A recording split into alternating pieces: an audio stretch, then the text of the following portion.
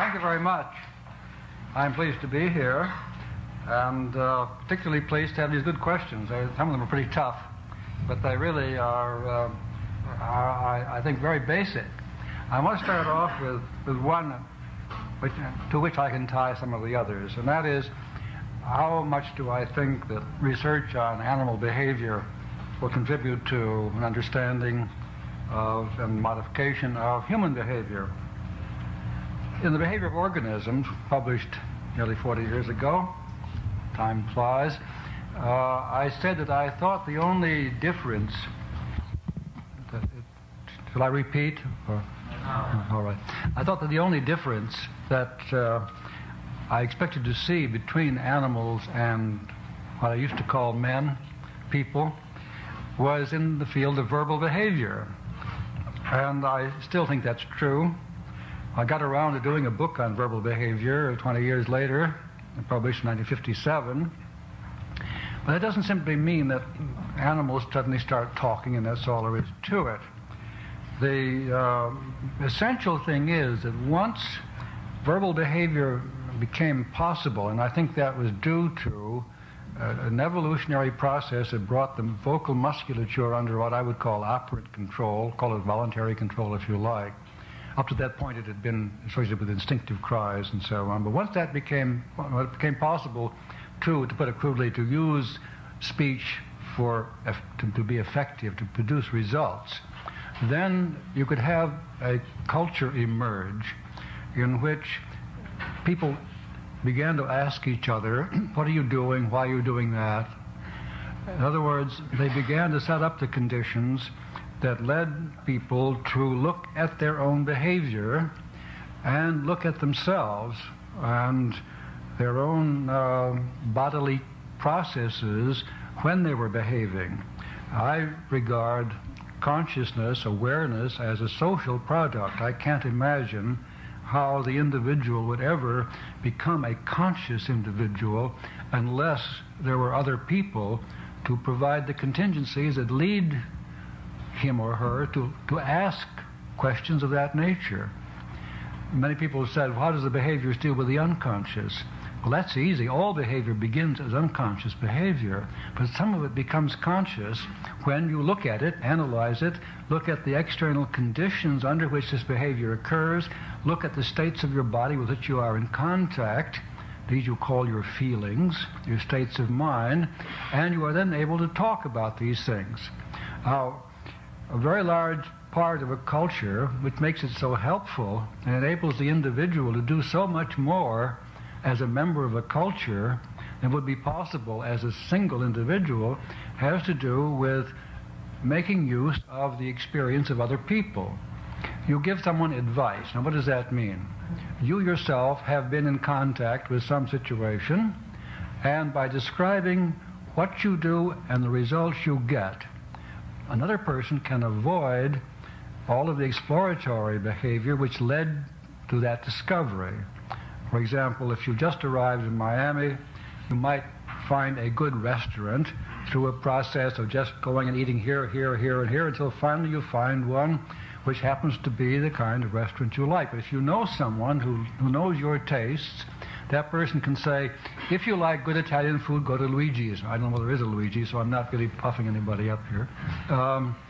That sentence contains two things. One, a description of behavior, go to a restaurant, and another one,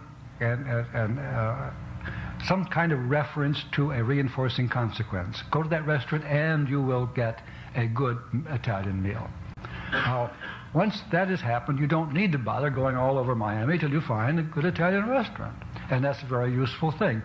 The advice that one person gives another, the warnings one gives another, the maxims and proverbs, which are sort of general kinds of advice that a culture can develop, these become extremely important. And I've argued, and I think I've convinced myself, that governmental and scientific laws are of this nature. They describe behavior and its consequences, and hence can be used instead of the kind of shaping behavior that have to go on otherwise. Someone has said it's rather ridiculous is to shape the behavior of a person as you shape the behavior of a rat or a pigeon, when you can simply tell a person what to do. If I wanted to get a chimpanzee, for example, to pull the plunger of a vending machine, I know how I would do it. I could shape that behavior fairly quickly, and the chimp would learn to pull the plunger and get a bit of something edible. But if it were a person, I could simply say, pull the plunger and you'll get the pack of cigarettes or whatever it is that's going to come out. The instruction on the vending machine, pull plunger and press button under pack of cigarettes, these are instructions, they're advice, and it saves you the trouble of fumbling around with all of the equipment in the whole environment until finally you find something which produces a pack of cigarettes.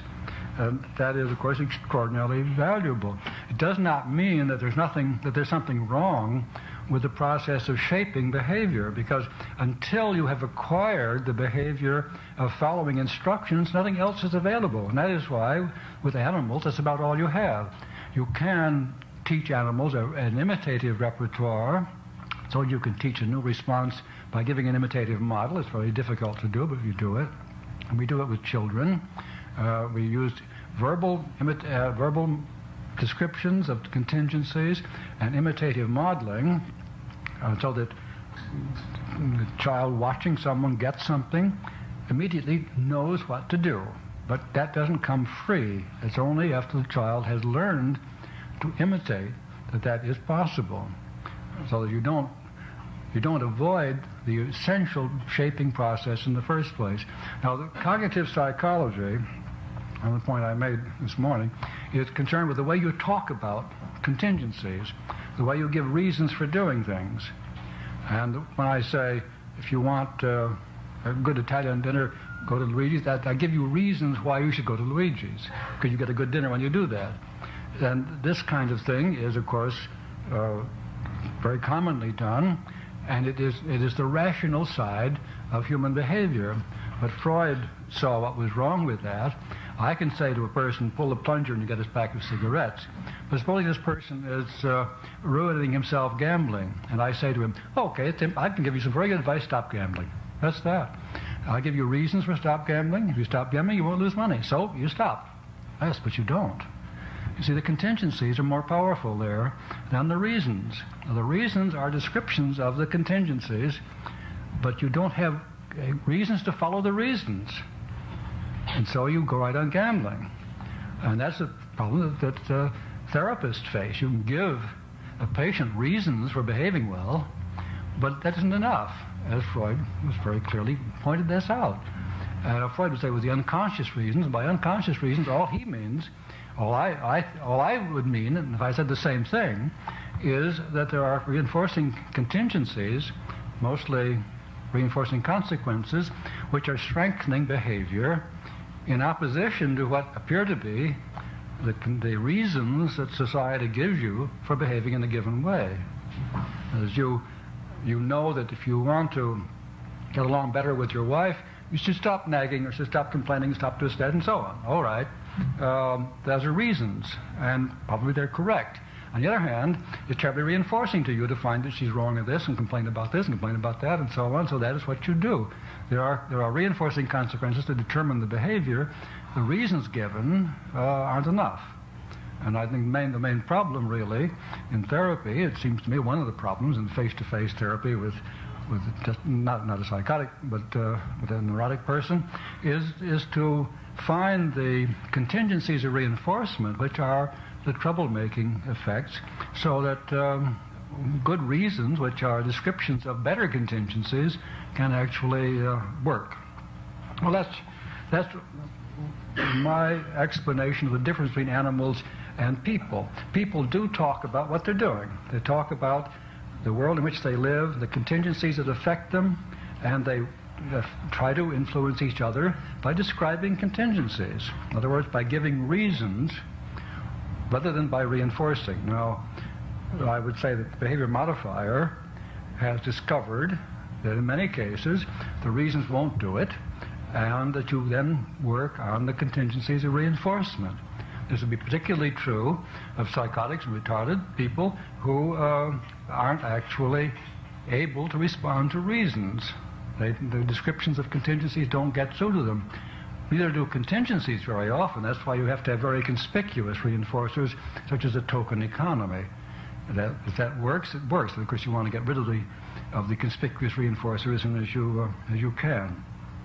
But this whole difference between contingency shaped behavior and rule-governed behavior, which is the rational kind of thing, where you talk about the contingencies and change people because they can learn from the experience of others by following rules, is I think, essentially the difference between a narrow conception of behavior modification and a narrow conception of what cognitive psychology is all about. I would argue that the cognitive processes are also behavioral, and there's no reason to make that distinction. Well, that was, I think, covers several of the questions that have been raised here. I want, since my charming daughter is here, I want to answer one other question right away. It's called a personal question here, person with a question mark after the personal. Would you describe in what way your children were involved with the Skinner box? That means the so-called air crib, not the lever-pressing box. Did you use some principles of behavior analysis to raise your children? What was the outcome? Well,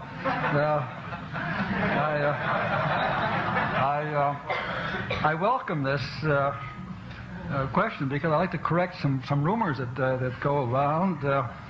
I don't know, I'm sure that some of you have heard them. A distinguished psychiatrist, whose name you all know, I won't mention it, told a distinguished person whose name you also would know, that the child that we raised in the so-called box, the air crib, became psychotic. I wrote to him, I said, we've heard this before, I've often wondered where it came from. Would you mind telling me where you heard this rumor? Our daughter is very intelligent, talented, married. Her husband teaches international studies at the University of Warwick. They live in London and Leamington Spa. My daughter is a very successful artist. She does large colored etchings and sells all she can produce and so on. I don't see any ill effects of the air crib on her. Well, he wrote a very apologetic letter, I must say that. He didn't tell me where he heard it. Then one summer, a British critic came over and said to a friend of ours, a professor of literature at Harvard, isn't it too bad about that daughter of the Skinners they raised in the box killing herself? And our friend said, well, when did she do that? I was swimming with her yesterday. But recently I've been getting letters. I've had 2 or 3 in the last month. Is it true that your daughter is suing you? I wish to say, that's the daughter which is not here. I can't put her on display, but she's not suing me. We have a very good relationship, as a matter of fact. As to using behavior modification, it's very curious. I look back on it now. I never did use any kind of contrived reinforcing contingencies on my children, nor are there any in Walden 2. That's a very curious thing, I think. Walden 2 was written 7 years after the publication of The Behavior of Organisms, published 10 years after. It was the application of the principles that I thought I had discovered to the design of a culture. But the reinforcing contingencies in the culture are all natural. In fact, there's a very strong trend against contrived ones. You don't ever say thank you in Walden 2. That's a contrived reinforcer, you see. And that was true with my children. I never had a token economy. I never had a gold star point system, anything of that sort. The only exception with my younger daughter, Deborah, I did twice shape a bit of behavior through the use of a reinforcer. Once when she was about 7 or 8 months old, I was sitting in the living room holding her on my lap and playing with her and having fun. The room was getting dark, and I reached up and turned on a lamp. And she smiled. And I thought, a reinforcer. So I thought I would just see if I could use it. So I turned the light off, and I waited for her until she lifted her left hand a little bit, and I turned the light on immediately. And then turned it off, and she lifted it again. Pretty soon she was doing this to make the light go on. And A few years later, a man named Fuller did the same thing with a 20-year-old vegetative idiot in the hospital, found that this creature had never shown any sign of intelligence for 20 years, but by using the bottle that it ate from in the same way, got this vegetative idiot to do the same thing. So my daughter at least contributed to the improvement in the lives of vegetative idiots. Anyway, when she was 4 or 5 years old, I was telling her a bedtime story, rubbing her back. I was sitting on the edge of her bed, rubbing her back. And I thought, well, this is reinforcing. I'll see what I can do with this. So I waited until she lifted a foot, and I rubbed her back, and I stopped. Lifted her foot again, and I rubbed her back. Then she gave a great kick and started to laugh. I said, what are you laughing at? She said, when I lift my foot, you rub my back.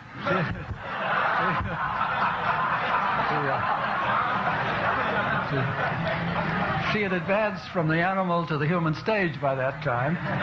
She could talk about the contingencies of reinforcement, and did. And both my daughters would say to me, don't use your psychology on us. And I never actually did.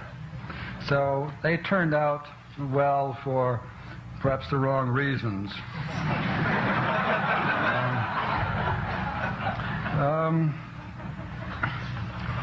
me see. There are some very, very good questions here. I haven't organized them in any. There's one question here about why is it that almost every therapeutic approach, regardless of theoretical orientation, seems to produce some success. This is one of the frustrating things, I think, about theories of psychotherapy. If you're really enthusiastic, it doesn't much matter, especially if it's your own theory. That's the main thing. It works. And this isn't misrepresentation. It's not cheating. I think a patient who has the good luck to fall into the hands of someone who's just discovered a new theory of psychotherapy is a very lucky patient, because you'll get all kinds of very warm attention and so on. I don't know. I can't analyze and try to find the invariance in such a situation, but it would certainly have something to do with the heightened personal attention that a person gives to the therapist gives to a patient when a theory is at issue. And I suspect that is it. That what the actual reinforcers are that are operating, I would hesitate to guess. Then there's one here about operant conditioning avoids the question of motivation by claiming that it is a function of a previous history of positive reinforcement. But why and at what point do individual organisms begin to respond differently to different reinforcers? That's a very, very hard question to answer, of course. For one thing, when you start to deal with a human organism, let's say at the age of 1, let alone the age of 21 or 41, with an enormous history that you can only guess at, things that have happened. And under those conditions, I don't know what you can do except make the best guess as to what has probably happened from some sort of a survey, some way of finding out what has actually been going on.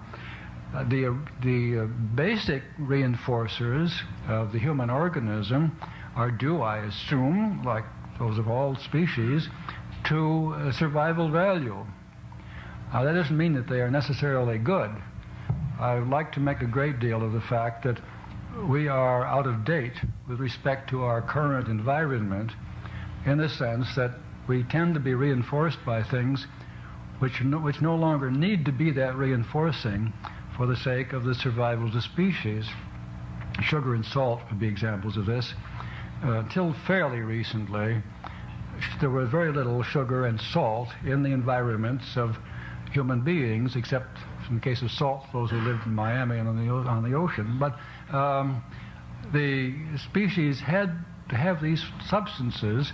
Sugar sweetness was associated with ripe fruit, and that was about all. And salt, the salt lick that animals go to at great danger to themselves and so on, show you how important it is to be reinforced by salt on the tongue. And until salt was mined and processed and put on every table in salt cellars and on potato chips and all sorts of things like that, it was important. that people ate a certain amount of salt. Same thing is true of sugar. Until the discovery of sugar cane and sugar beets and the processing and storage and sale of sugar and the ubiquitous candy counter and so on, it is important that people be reinforced by sugar, because if you run on something nutritious and it tastes sweet, it's good to remember where you got it and how to get it again and so on. However, now, of course, these things are so terribly reinforcing that we overeat both of them and get overweight or destroy the chemical balance in the body. Same thing is true of sexual reinforcement. At a time when the species was decimated by famine, pestilence, and and wars and so on, it was important that human beings copulated every opportunity. And the way that evolved was to make sex extraordinarily reinforcing. Well, now we're overpopulating the world because it is so reinforcing. These are things which we've changed, but the world has changed, and we no longer need to be this susceptible. Now you can say, well, thank God they are that reinforcing, and you can use contraceptives and saccharin and artificial salt and so on, and enjoy. But it is a great problem, and the world is suffering from the survival of a feature of the human organism which is no longer appropriate. I think probably signs of aggressive damage would be one of those too. That if you are in a world where you survive only if you fight well, then any sign that you've hurt someone is a very good thing, because you learn to fight well if somebody groans or cries out and so on when you hit him just right. And I dare say there's some tendency to be reinforced when people are hurt. And we find that all the way from Schadenfreude and all the way down to watching professional football. Well, anyway, these are the basic reinforcers. Of course, they then are almost immediately overlaid with conditioned reinforcers, the things that eventually get these things for you.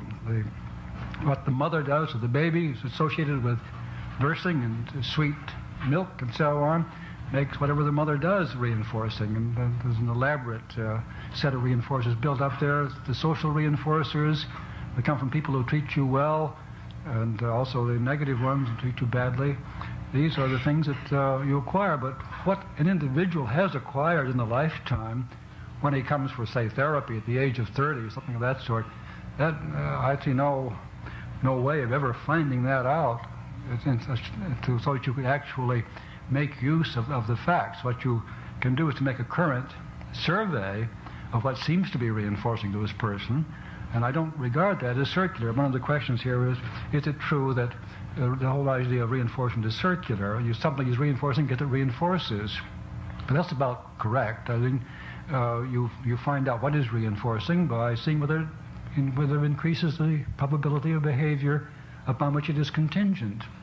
I mean, that's no more circular than talking about ferrous metals being magnetic and brass not. What is a magnetic? Well, it's something that responds to magnetism, and brass doesn't, irons do, then it's circular perhaps, but still a very useful concept. And if you define a reinforcer as something which makes behavior more probable when it is contingent upon the behavior, then that's an observational kind of thing.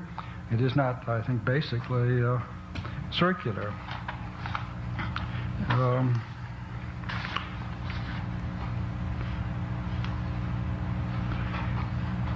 I think I've answered that one essentially. Following the publication of About Behaviors in 1974, there was criticism regarding the lack of sufficient philosophical foundation. And the question goes on from that a little further. Philosophers have raised the question about my philosophical sophistication. I can't point to any elaborate education in philosophy, but I believe that this could be said also, let us say, of the logical positivists who did have a great education in the history of philosophy. There are some points of view which more or less invalidate the whole domain of philosophical inquiry. I used an example this morning of that sort in my lecture. You can teach a pigeon to name a single property of an object. you have some panels with colors printed on them, and then are some objects here, and if the object is white, no matter what its shape or size, the pigeon pecks the word white, and if it's red, but no matter what the size or shape, it pecks the word red, and so on. And I had a quotation from Karl Popper. Does this mean that there is an essential property of whiteness, or do we collect a set in terms of that, or there's an alternative expression I won't go into, but there are complicated philosophical statements of what is going on with respect to the essence of an abstract term of that sort. Well, the contingencies are perfectly obvious, and I insist that the contingencies suffice to explain the behavior not only of a pigeon, but of ourselves, when we have singled out separate properties of objects and identify them with terms. Now, it may look as if I were unsophisticated and unaware of all the discussion that's gone on for 2,500 years about invariance and essences and whatnot, but I'm not. Yes, I am. I'm ignorant of that because I've lost interest in it. But the contingencies of reinforcement provide an alternative that seemed to me to be much simpler and certainly much closer to a scientific account of the behavior. Sass and others have said that behaviorism is reductionistic and dehumanizes man. As I've pointed out, it dehomunculizes man. If you believe that the body is steered and run by a little man inside, then behaviorism gets rid of that little man. The body is run by its own structure, the genetic endowment of the species, and its history and contact with the environment and the current environment. I think that is compatible with the most noble view of human nature. I see no dehumanizing about it. The thing that bothers me about these references to behaviorism as being manipulative, and another question brought that up, is this. Chomsky and others have repeatedly said that behaviorism is associated with manipulative political philosophies, by which he means, I suppose, fascism. And as a matter of fact, I have been called fascist, but nothing in anything that I've ever done is in the slightest extent similar to what happened under what I would call fascist governments. The issue is this: if you think that human behavior is determined primarily by genetic programming, and this is what you mean when you talk about the development of human behavior. Shakespeare had 7 ages, Erik Erikson has 10, Freud had different ones depending upon when you look at Freud's work and so on, but things are growing in the individual. You're born with a knowledge of grammar according to Chomsky and so on. You know the rules of grammar.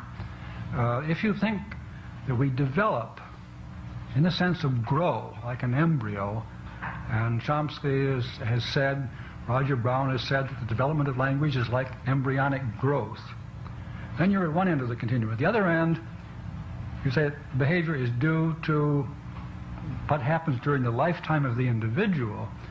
You don't deny that you start with an organism, and that is genetic, but it is pliable, manipulable, you can change it. Then, quite clearly, in that case, manipulation is at the end of the environmental end of the continuum. Because you can change the environment, you can't change the genetic endowment except very slowly through some kind of genetic program. And nobody pays much attention to eugenics these days or any kind of effort. You can't make people speak grammatically by breeding people with better innate grammar. It don't work that way. If you want to teach people to be grammatical, you teach better grammar in schools. Well, if those are the two ends, then you ask which is going to be the one politically most associated with, let's say, vicious political practices. Well, I submit that if you know how to change the environment and are concerned with things like education, therapy, and so on, you will use those ways to bring about the kinds of changes that are important. If you, on the other hand, don't, if you believe this thing is all born into you, then you can't change in any reasonable way at all, and you turn into the most violent ways. The person who really believed in the genetic programming of behavior in the 20th century was Adolf Hitler. That's racism. And Chomsky is absolutely 180 degrees wrong about this. It isn't that racism follows, that it isn't that the concentration camp follows from a theory of innate behavior. It is that when you believe that behavior is innate, you can't think of anything else to do but a final solution which involves a concentration camp. When you are concerned about changing behavior and can do so, then you don't turn to the vicious methods. You turn to better schools, better forms of therapy, better incentive systems, better rehabilitation programs, and so on. So I would say just the opposite from Chomsky, that a good practical behavior modification makes it possible to be humane in dealing with people, whereas the genetic approach leaves you open to nothing but violence. I'm sure that my so-called friend, Dr. Thomas Sass, would not agree with that. He is the ultimate in a rightist, but also, curiously enough, would believe in the individual as determining his own behavior. Well, that is a form of genetic determination, of course. Well, I don't know whether I should try to probe these anymore.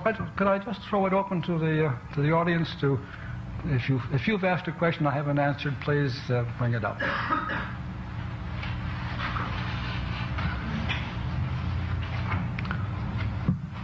Yes. Dr. Skinner, what is, in your opinion, the concept of will, and comment about the concept of will in psychology? Yes. The concept of will is the question. What is the concept of will?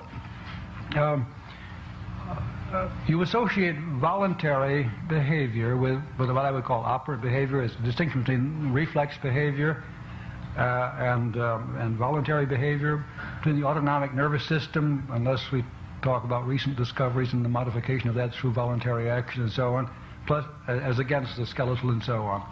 What is will? Well, now, operant behavior, or behavior which is determined by its consequences, has no immediately preceding cause.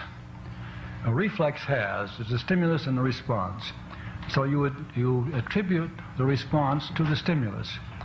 But when you just suddenly pop out with a remark or action, you suddenly go for a walk, there was nothing there that triggered that. And so you feel that you must have done it as an act of will. That there must have been some inner initiating act, a creative act, if you like. That is always the problem when you're dealing with selection by consequences. And it is precisely the problem that Darwin faced in The Origin of Species. The crucial word in that title is origin, the beginnings of something. How can you deal with the beginnings of the species? Well, an act of creation is one way to do it. But by selection, there is no prior act, you see. And then for a long time, though, people tried to talk about creative evolution, as even so there must have been some design in it. But now the biochemists and others have got that all figured out, and there is no prior act of will in the development of the human species. And similarly, if you accept the view of operant conditioning, there is no prior act of will in determining operant behavior. Just we don't need the concept. The behavior occurs depending upon states of deprivation and histories of reinforcement under comparable circumstances. The circumstances are never they're compelled, they're predisposing but not compelling. Yes? Dr. Skinner, I think one of the source of controversy between the behavioral approach and the psychoanalytic approach has always been the processes within the black box. Yes. That historically the behaviorists have only been interested in input and output, and the psychoanalytically oriented people have been concerned about intrapsychic processes. How would you describe events in which mood or intrapsychic state appear to be the determinants of behavior rather than any observable input or discriminative stimuli, such as, for example, a sniper or somebody who does a very violent act, has historically been a very quiet or nice person, and suddenly shocks everybody with newspaper publicity. There's no precedent for that type of behavior. The theory being that it's intrapsychic processes which are predisposed towards it, which are unobservable. Yes, I don't want to say that I can explain the sniper that way. I wouldn't say that for a moment. I think the issue is the extent to which we need to talk about what Freud called the mental apparatus.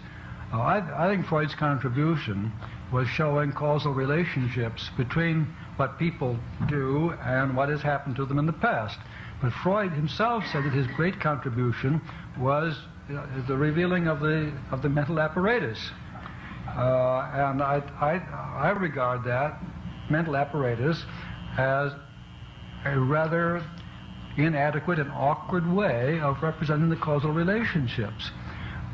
Supposing you've got sibling rivalry. When a boy was young, he beat up his brother and his father whaled the life out of him. Then all through his life he suffers from anxiety because of this punishment he's received, and as a result he's not able to be with other people comfortably. Is he going to haul off and hit somebody, or somebody going to hit him, and so on.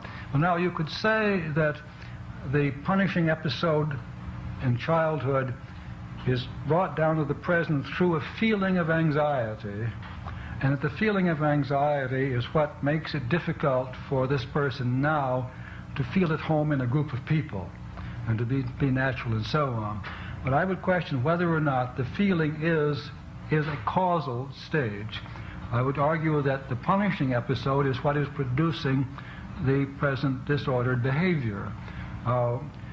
If such a person comes for therapy, and you say, well, now tell me how you feel about this, he certainly will tell you a lot about feelings.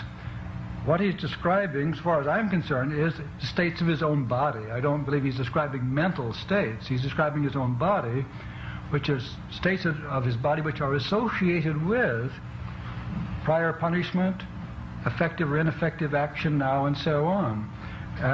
But to take that as causal is a mistake that I feel is being made.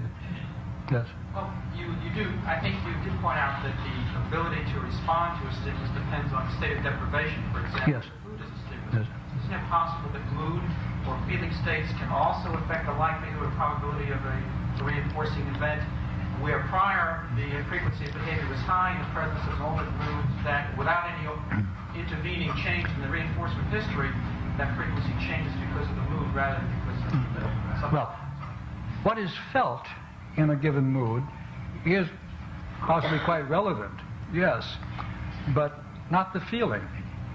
As a person who has been punished and is therefore very hesitant about doing something, starts and stops, and so on, will tell you, I feel diffident, I feel embarrassed, I feel a lot of other things. These are things he's learned to say he feels because he's been taught by society to use those words in describing his behavior, which we would describe only the behavior in using those words. You're being very diffident about this, I notice.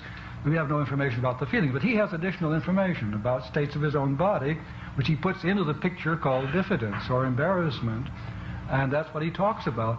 And those are important things to notice, but I would say that he is behaving as he's behaving because of the punishing episode and not because of the state of the body he's feeling. Now, if the physiologists come along and give a very good picture of that state, they will have a different kind of intervening situation, which will be very helpful when we have it, to explain the behavior. The trouble with introspective descriptions is their very great inadequacy. I can teach a child red, green, and blue if he's not colorblind, But I can't say, now this is diffidence and this is embarrassment. Do you see the difference? Because I'm not quite sure when the child is diffident, when he's embarrassed.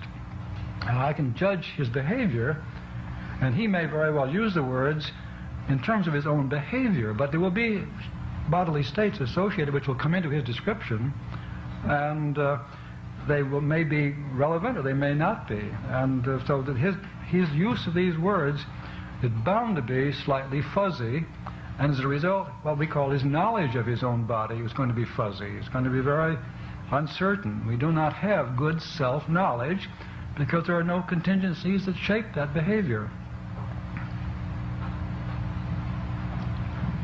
In the experiment that you described earlier, yes, I suppose you would call an abstract tact, pigeon text in the presence of right. To what degree do you suppose that the processes you discussed in verbal behavior could be demonstrated with experiments with non-humans, let's say pigeons or chimpanzees? Well, I think many of them could be. I think the work with chimps is promising. I wish the people who were doing it would pay more attention to a good functional analysis of what they're doing.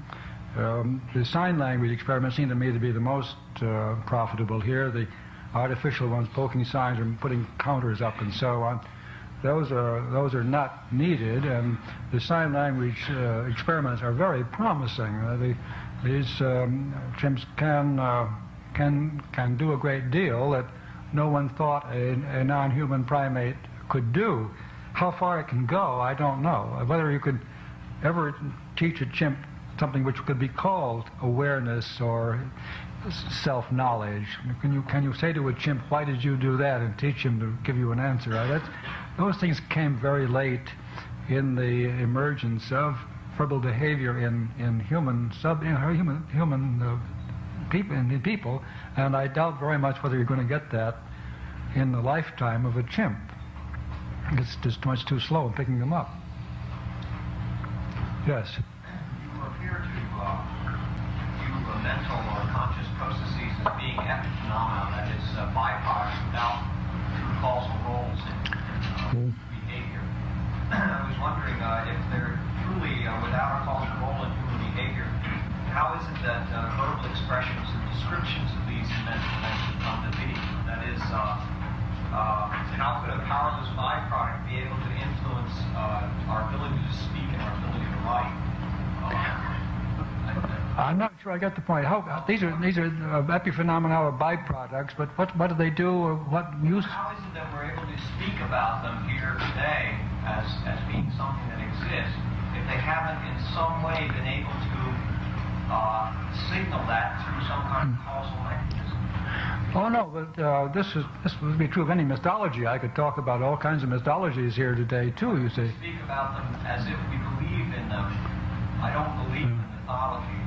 No, you don't now, but I mean, I could be addressing an audience that does, actually. The fact that people talk very seriously about haunted houses and so on doesn't mean to me that there must be haunted houses.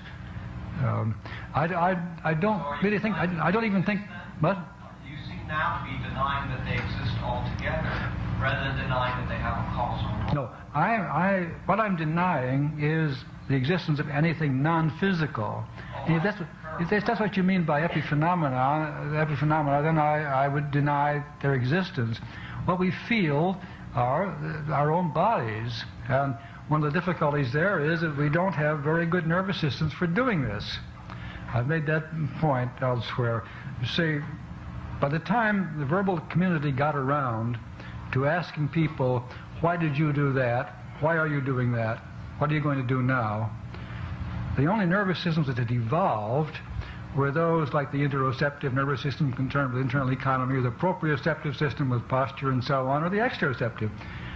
There were no nervous systems that went to those parts of the brain that are really involved in these explanations that you like to be able to give. So you don't have nerves going to the right places to talk about this kind of stuff that seems to be so important. Physiologists will get there with instruments eventually, but we're not going to get there introspectively.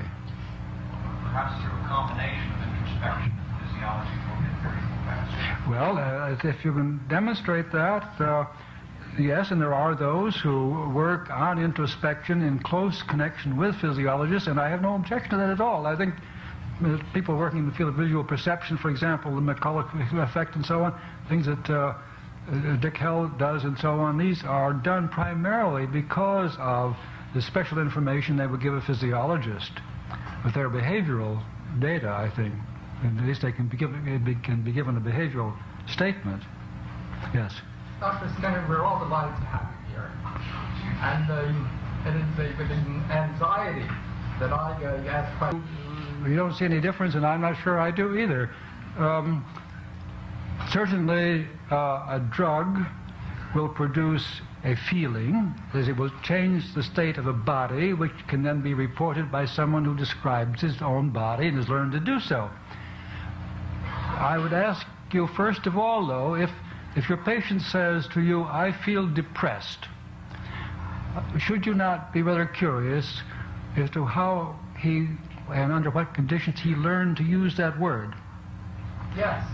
And would you not expect that it would be taught to him at times when it was his behavior that was depressed rather than a feeling which no one else could see? I don't know which came first. What? Regardless of what he answers, I don't know which came first. Well, all right. Let's let that go. You see that the person is not doing what he doesn't pay attention to business. He sits and doesn't say anything in the conversation and so on. You say that man's depressed. He may have his head down and so on. Lange, the James Lange theory. Lange was much better than James in discussing and describing these conditions of the body which have weighed down with grief and so on. He has a lot of depression in there too. Well, all of this is the way the society teaches a person to say, I am depressed. Now, at the same time, the person feels something inside too. And possibly there can arise a condition with none of the external stuff at all, and the person will say, I am depressed. And so he comes to you and he says that, you could say, this person is telling me that his body is in a state, so far as he has any nerves going to do it, associated with the conditions which have led the verbal community to teach him to use the word depressed. Now, do you want to say that it was that bodily state that caused him to have his head down and not speak up in the conversation and so on, or vice versa? That's the egg and the hen question that you're raising. Which came first, I suppose? I would say they're both part of the same kinds of thing. There are certain conditions that do this. Now, what do you want to do about it, though? How are you going to treat this? If it's a drug thing, you get rid of the drug, obviously. Dr. Skinner, you see, we're talking about symptom removal. And that's why, coming back to one of your earlier questions that you answered and said you really don't know the answer to why all kind of therapies work, is because most are self-limiting. And people resolve their own problems, whether they're social or biophysical or emotional. Yes. So whatever you do works. I mean, in most situations, most people are going to get better. Just because aspirin relieves headache doesn't mean that the lack of aspirin is the cause of the headache. No, that's true. But are you suffering from, let's make it a toothache instead of a headache. I don't know where it is in the head, but when you take aspirin for a toothache, are you getting rid of the ache? And if so, why do you bother with a dentist? The dentist treats the tooth, not the ache, right? Aspirin cuts off the connection between the tooth and you. I would agree. We treat symptoms. If it didn't ache, the dentist would not treat the tooth. The patient would never come to him. So he treats the ache too, but he treats it in a different way. Well, he can do that, yes, of course. Well, then he's treating the ache just as well as the man who gives him aspirin. He's treating the way the patient feels. If the patient didn't feel bad, he wouldn't come in, or he wouldn't come in. If you would change the way the patient feels to what the patient feels, I would be very happy about that. I think we do that. Yeah. I hope that we do that, regardless what we do. Yeah. Whether we approach it from the behavioral viewpoint or from the psychological viewpoint, because I think it's the same feeling. My only concern here is to see the role of the operant kind of behavior in these states, whereas the Wolpe kind of desensitization might deal with the feeling. Now, supposing you've got a person who's moved from one city to another, is supposedly a common source of depression. You've got a whole repertoire that works very well in one city. You call up your friends, and they're there. You go to the store, and the store is there. You go to the movies, and their movies are there, and so on. Everything, you have a big repertoire of behavior, all works. You move to another city, nothing. The phone, that number won't dial up your friend. There's no store where you went before, and so on. And then you get depressed. At least it's said that this is a very common kind of depression. I don't think it may be a very important symptom anyway. Now, what can you do?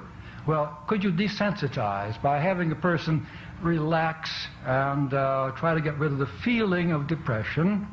Or could you just build up a new repertoire of the new town, in which case the depression would disappear because the conditions which were causing it have disappeared?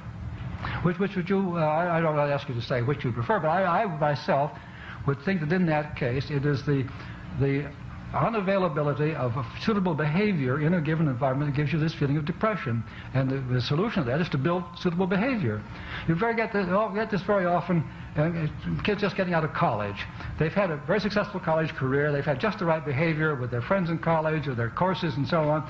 Suddenly they're cast on the world, no job or a job that they're not familiar with and so on. They get this same kind of depression. They don't have any behavior that's really paying off.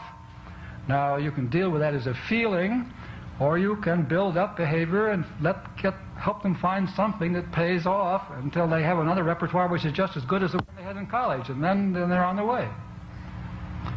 Now, where are you going to put the feeling the state felt in that picture?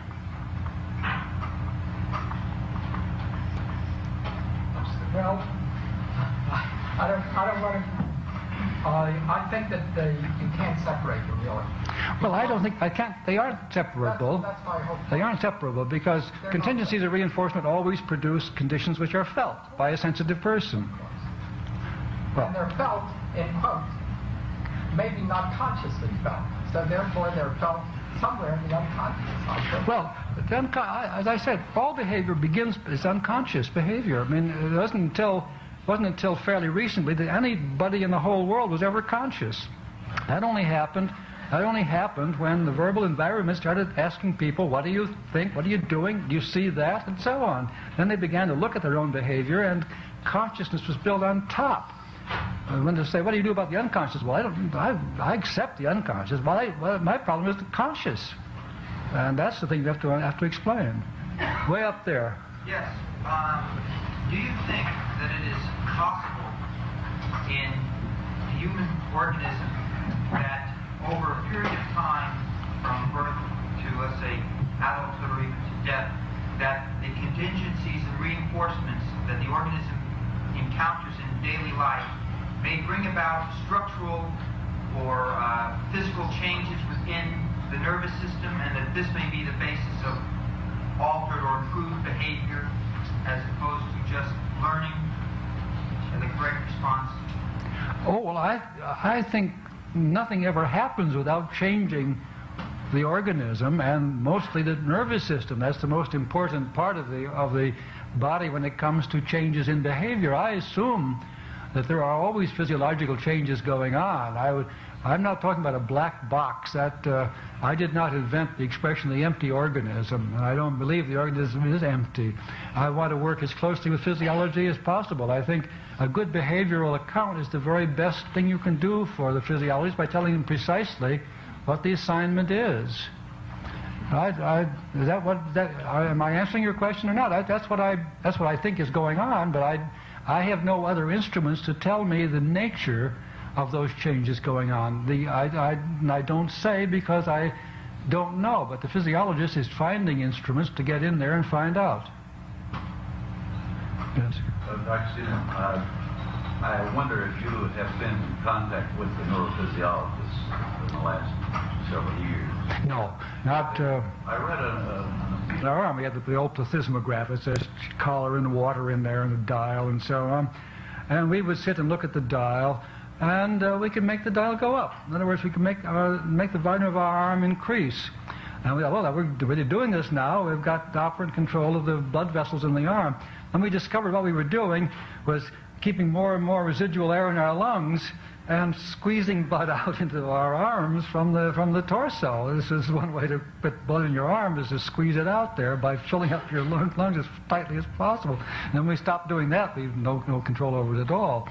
And a great many of these techniques, the yogi kind of thing, which train blood pressure rate and so on, the yoga relaxation is an operant kind of thing, skeletal muscle. And I don't know how it was done or what it's done, but it's skeletal. It is not autonomic, but it has autonomic effects, I'm sure. But there's mediation there.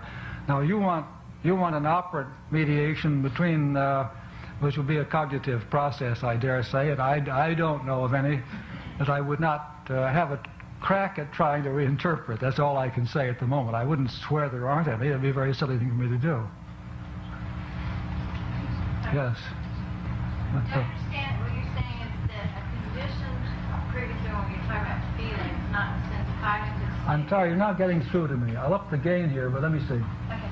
Can a conditioned respondent serve as an SD for further operant responses? Well, could you give me an example rather than just a theoretical statement? I'd say that in the presence of some kind of conditioned stimulus, my stomach starts churning. Can that churning of my stomach serve as an SD for my respondent behavior about what I do about that stomach? Oh, I should think so. There's a perfectly good stimulation coming from that, and if you've learned to take Alka-Seltzer or something like that, that's operant behavior. And you go and take it. Isn't was that the rest of the example or not? Dr. Skinner? Yes. I had to come from across the hall to ask you a question. Could I get back to something that you were saying earlier about the person being depressed who was out of town, out of their familiar surroundings? And I think you were suggesting perhaps that the cure or the proper response to a situational reactive depression is to provide another acceptable or comforting behavioral repertoire. Right. Okay. Could you respond to a situation perhaps in which there might not possibly be an alternative behavioral repertoire which could be substituted? For example, when I think about the fact that at this moment I exist here with you and everybody else, and conceivably, shortly, sometime from now, I may no longer exist at all. And that causes me to feel somewhat depressed. Yeah. Short of changing my thought pattern and not allowing myself to be aware of this concept at all, is that all you could offer me in terms of lifting my spirits or not being depressed by the thought of my finiteness? It seems to me that I'm reaching for an alternative behavioral repertoire which isn't there. Well, there are certainly unsolvable problems in the world.